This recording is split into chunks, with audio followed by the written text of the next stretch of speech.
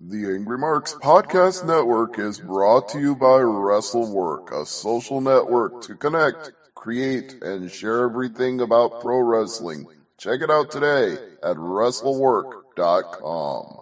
First, we are brought to you by the Angry Marks Podcast Network, our home where you can find the best in professional wrestling and mixed martial arts podcasts and news. And also by our great friends over at T-Shirt World Order. Now's your chance, guys. Get your official, the Undisputed Wrestling Show T-shirt in black or gray. Go check it out at www.tshirtworldorder.com. And if you use the special code tonight, Nightmare, you will get $5 off your order. Now, without further ado, I want to talk to an exciting person I've been wanting to talk to for quite a while. He is a former NWA, Southeastern Continental Tag Team Champion, Southeastern Tag Team Champion. He's been a Southeastern United States Junior Heavyweight Champion on 5 occasions, and even an AWA Southern Tag Team Champion. One of the most prominent tag teams of the 1980s, Nightmare Danny Davis. How are you, Danny? Wow. Very good. Thank you for that introduction. You brought up some titles that I've actually even forgotten. Oh, good job. You did your due diligence. That's awesome. And wow. We even forgot. I even forgot to mention his 7 USWA Junior Heavyweight titles. What's the matter with me? Hey, during the Junior Heavyweight title days, I was lucky enough to actually wrestle Nelson Royal on a few occasions. You know, that was one of the highlights of my career. But to jump even further back, tell you actually how old I really am.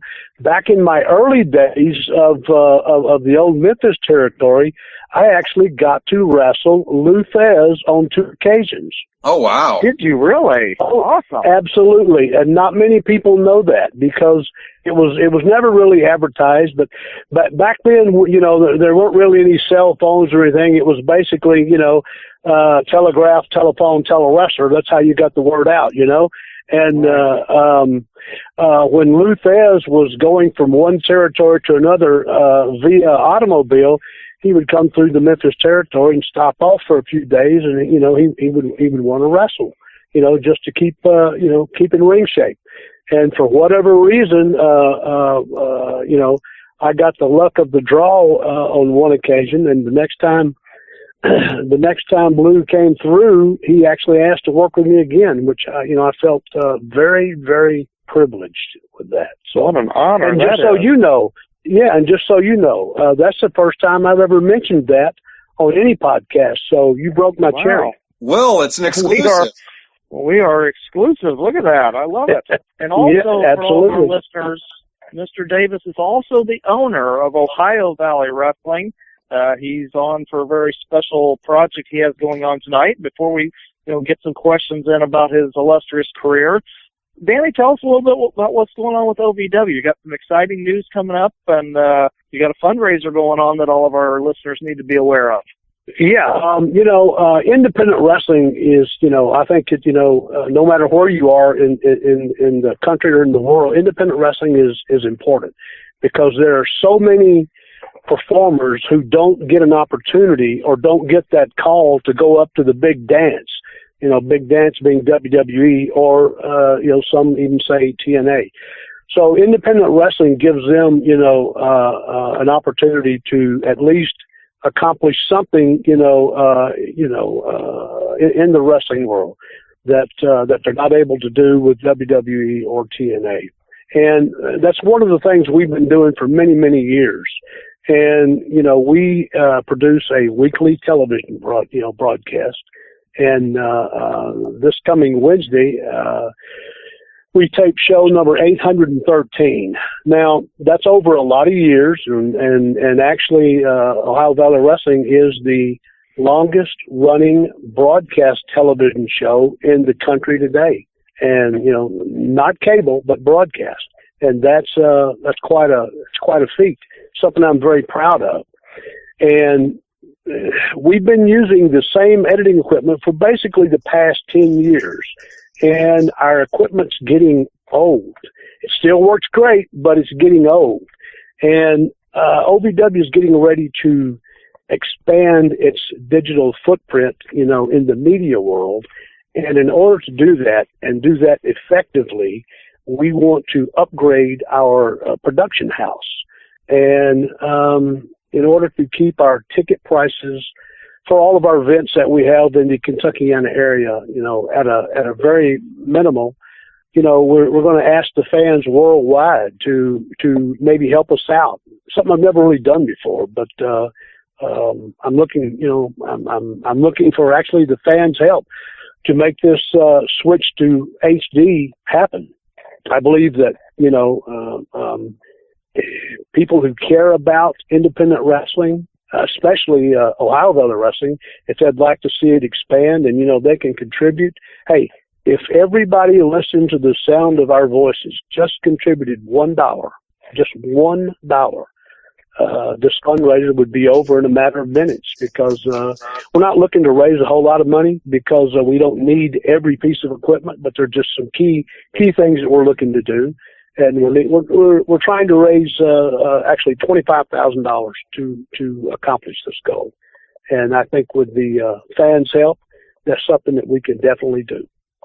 Danny, this is a pretty big deal, because Zane and I we were up in the Indianapolis area, so we're not terribly far from you at all. And we just now recently got Ring of Honor programming on our TV, and it's not in HD.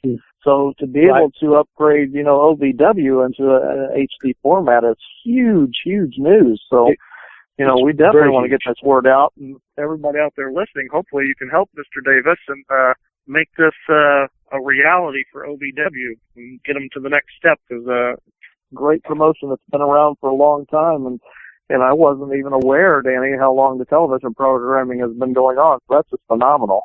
Yeah, it's something, we're very proud of our accomplishments that we've done, but the one thing that we don't do, we're not a boastful company. We don't brag about, a lot of our accomplishments. We just kind of keep things to ourselves, and then just, when asked, we'll share the information, but it's really nothing that we just, boast about, To me, it's just, hey, it's just all in a day's work. So, Danny, tell the listeners how they can contribute to this. Well, very easy. It's on the Indiegogo page. Just type in Ohio Valley Wrestling, or an easier way to do that would be to go to ovwrestling.com, and the link is right there on the front page. Just click on it and just follow the prompts. It's real easy. It is real easy. And anyone who's internet savvy can do it. Now, me, I'm dumb on a box of rocks. I barely know how to turn. I barely know how to turn this darn phone on. So, but it's real easy. Just we're going to talk about this quite often tonight, listeners. So hopefully you getting the message through. OVW needs our help. Let's make sure we're checking out the sites, either or, and get on there and see what we can do to help Mr. Davis and get this thing going. Absolutely. As an old fart myself, Danny, I always, remember how prominent the Nightmares were, and what I consider personally the glory days of tag team wrestling in the 1980s. Yeah, me too. People can make a living being in a part of a tag team. Now it's mixed match and thrown together, and teams don't really stay united for a long period of time. In your expert opinion, because obviously with you owning a promotion, you being such a prominent trainer, is tag team wrestling making a comeback like the bigs will have you believe, or do you really don't see it even remotely what the 80s were doing and accomplishing? Can people still make a living just wrestling in tag teams? Well, I do not believe that the major companies are going to revitalize the tag team, like it was in the 80s. I think they concentrate on individuality. They're looking for that one breakout star, but I personally believe that they're missing the boat, because tag team wrestling was something that was always interesting to me. Because I grew up around Memphis, Tennessee, and my home was Not far from there. Actually, I was about, I grew up like 80 miles east of Memphis, and